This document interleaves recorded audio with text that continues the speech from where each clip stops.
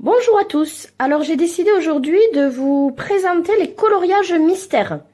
Alors quelques exemples de livres sur ce thème et un petit tuto à la fin vous expliquant ma façon à moi pour avoir le meilleur résultat dans ces coloriages. Alors les thèmes peuvent varier, vous avez exemple des messages, des mandalas, paysages, Disney, bon vraiment les thèmes varient, c'est vous qui choisissez. Ces coloriages se présentent sous la forme de cases numérotées avec des couleurs imposées qui correspondent au numéro. Voilà, donc au début, on ne sait pas trop ce qu'on va colorier et à la fin, bon, on a le résultat d'un joli dessin. Exemple ici, ce sont des messages. Donc, voilà, celui-là, c'est celui qui correspond à la couverture. L'exemple des mandalas, bon, alors là, forcément, on a le dessin dès le début. Hein, on sait que c'est un mandala. Donc, reste la mise en couleur. Voilà, exemple pour les mandalas. Ce que je préfère, en fait, étant les Disney. Alors, vraiment, là, les grands classiques Disney, ces tomes sont superbes. Un grand choix de couleurs et à la sortie, on est content de voir apparaître, qu'on soit fan ou pas, un personnage Disney. Vraiment, les résultats sont superbes et c'est un plaisir de colorier dans ces grands classiques Disney. Alors, il en existe plusieurs. Là, c'est le tome 1. Vous avez de sortie déjà le tome 2.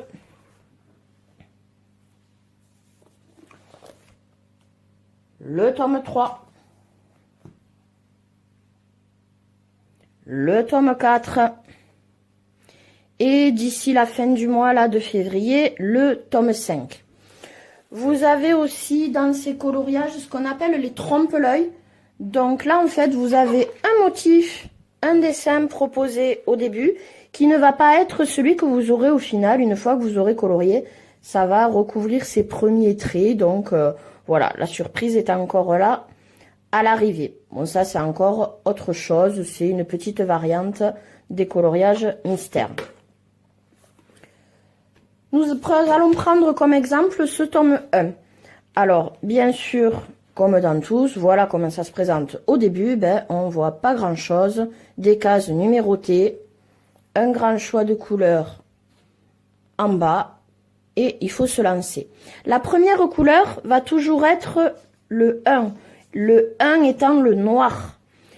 Alors certaines personnes vont vous dire, moi je ne colorie pas en fait cette première couleur parce que ça me fait tout de suite voir le personnage. Alors moi je préfère, je trouve que ça évite des erreurs après. Je préfère avoir une idée du personnage que de toute façon je découvre quand même, vu que je ne sais pas au début.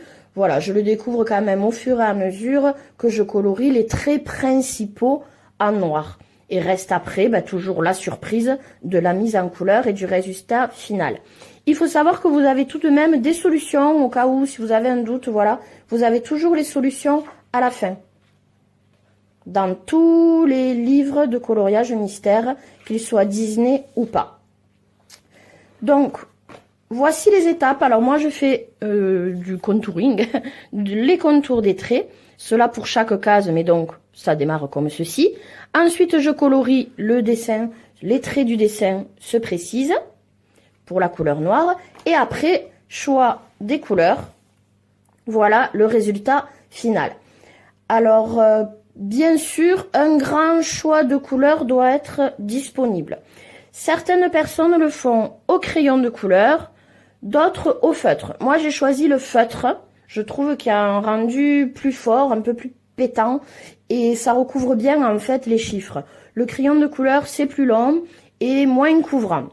À savoir que j'utilise quand même le crayon de couleur. À la fin, je vais vous expliquer. Déjà, pour les choix des couleurs, pour avoir un grand choix, obligé d'avoir bien sûr pas mal de marques de feutre.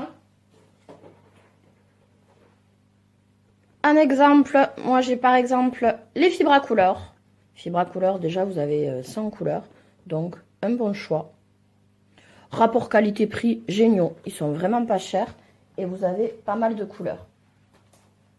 Ensuite, j'ai les Faber-Castell, qui complètent bien aussi mon choix de couleurs. Déjà, 60 couleurs en plus, c'est pas mal.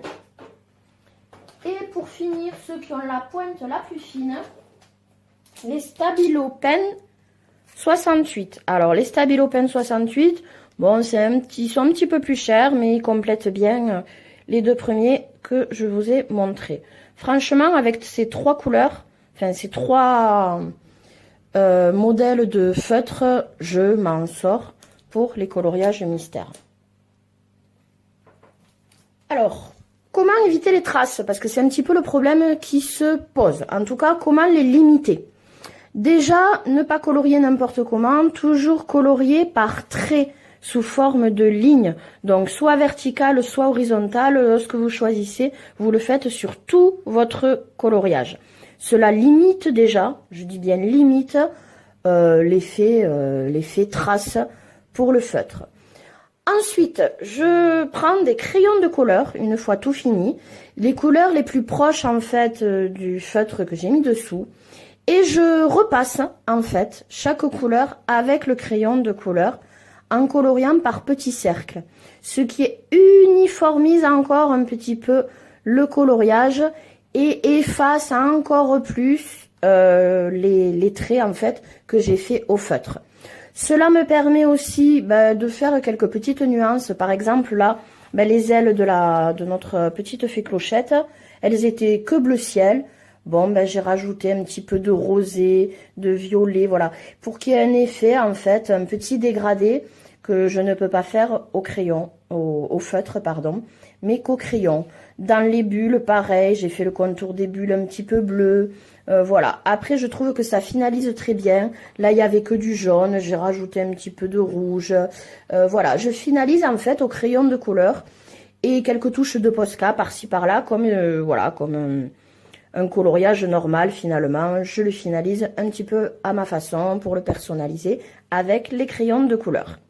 Crayons de couleur à tout hasard. Voilà, moi j'ai les Van Chouy qui franchement, toujours 168 couleurs, donc un grand choix de couleurs. Ils sont assez gras, pas trop chers, un bon choix pour démarrer. Vraiment super, rien à dire. Donc voilà pour cette présentation en fait des colorages mystères. J'espère qu'elle vous aura plu, que les petits conseils pourront vous aider et n'hésitez pas à vous lancer. C'est vraiment du coloriage détente, pas prise de tête et avec vraiment de superbes résultats. Là, je languis de terminer celui-là qui apparemment donc c'est donc le clochard. Je sais plus comment ça il s'appelle, mais bon, la Belle et le Clochard, voilà. Donc qui démarre très bien et je languis, voilà, la mise en couleur finale pour avoir le résultat final. Je vous souhaite sur ce de bons coloriages. Passez du joli temps à colorier, que ce soit les coloriages mystères ou autres. Et je vous dis à bientôt pour d'autres tutos, présentations de coloriage ou livres de coloriage. À bientôt! Alors me revoilà en fait pour développer le point Posca. Je réalise que dans la vidéo d'avant, en fait, je vous dis que je finalise mes coloriages comme les coloriages normaux avec du Posca. Mais pour les personnes qui ne connaissent pas, je me suis dit je vais quand même présenter le Posca. Donc le Posca en fait est de la peinture acrylique que l'on nous donne sous forme de stylo feutre. Alors vous avez des mines plus ou moins épaisses. J'avoue que moi je me sers le plus souvent de mines fines et le plus souvent du blanc pour pouvoir effectivement donner des touches de lumière et de relief à mes coloriages. Alors dans le coloriage mystère, je vous avais présenté la fée Clochette. Je vais me servir aussi en fait de la Belle et le Clochard que j'ai terminé depuis la première vidéo. Alors pour ce qui est des touches de lumière, on a par exemple, voilà, quelques traits, quelques touches sur la robe de la fée Clochette Et là, un petit peu pour développer, donner du relief aux ailes, voilà, des traits sur les ailes. Voilà un exemple de lumière. J'en ai fait aussi sur le collier de Belle. Voilà. Ensuite, pour les coloriages mystères, il est vrai que je finalise aussi les zones blanches. Lorsque vous avez des grandes zones blanches, comme ici le nuage, le balcon ou la fleur de lys ici, puisque ce sont des coloriages mystères, il vous reste des nombres et des traits qui s'entremêlent dans ces zones qu'on est censé laisser blanches. Alors, il est vrai que je repasse les traits et les chiffres, en fait, avec du Posca. Le Posca qui, puisque c'est de la peinture acrylique, en fait, est couvrant. Donc, on ne voit plus les traits que l'on repasse. Exemple là, le lys. Les zones blanches, elles sont bien blanches. Contrairement là à la peau, finalement, on devine encore des traits. Sur la zone blanche, on ne voit plus de traits. Et là, par exemple, pour le nuage, hop, voilà, le nuage ressort blanc. Contrairement finalement à côté au ciel bleu, où bien sûr on voit encore les traits du principe du coloriage mystère. Voilà la balustrade. Enfin voilà, donc c'est une petite astuce pour finaliser, voilà, et couvrir sur les zones blanches les traits restants qui vraiment se voient beaucoup vu que il n'y a pas de couleur dessus. Alors voilà, et du coup vous aurez vu le dessin de la Belle et le clochard terminé. Voilà donc pour ce point Posca, pour ceux qui ne connaissaient pas. C'est sympa de finaliser les coloriages mystères ou pas avec le Posca. Voilà.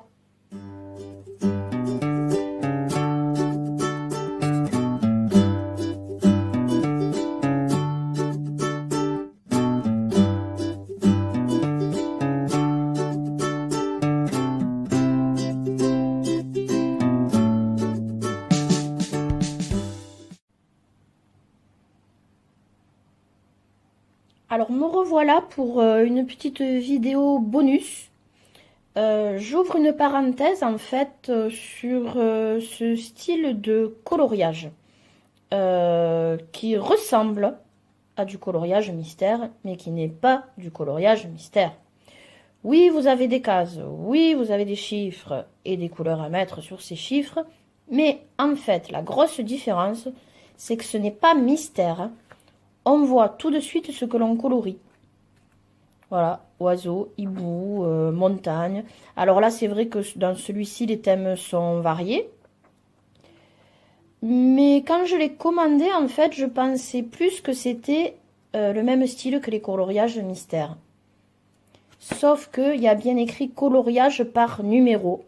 Donc maintenant, je le saurai et voilà, donc je fais ce petit bonus pour vous prévenir. Attention, coloriage par numéro n'est pas coloriage mystère. On sait très bien ce que l'on colorie. Alors bien sûr, il y a les solutions, hein, comme toujours, à la fin. Mais voilà, là, on voit très bien une femme. Alors, c'est du coloriage détente, hein, ça reste sympa. Mais c'est vrai que j'ai encore rien colorié dedans parce que, voilà, je sais ce que je vais colorier. J'ai pas, voilà, le petit suspense du coloriage mystère. Voilà, donc faites attention, le coloriage par nombre n'est pas du coloriage mystère. À savoir que dans cette gamme, il y a plusieurs livres, calme, zen, paysage, nature, voilà. Bon, moi, celui-là est assez complet. Il y a un petit peu de tout, mais bon, je sais direct ce que je colorie. Voilà, c'était juste une petite parenthèse sur ces coloriages qui, donc, je le répète, ressemblent aux coloriages mystères, mais ne sont pas des coloriages mystères. Voilà pour la petite parenthèse.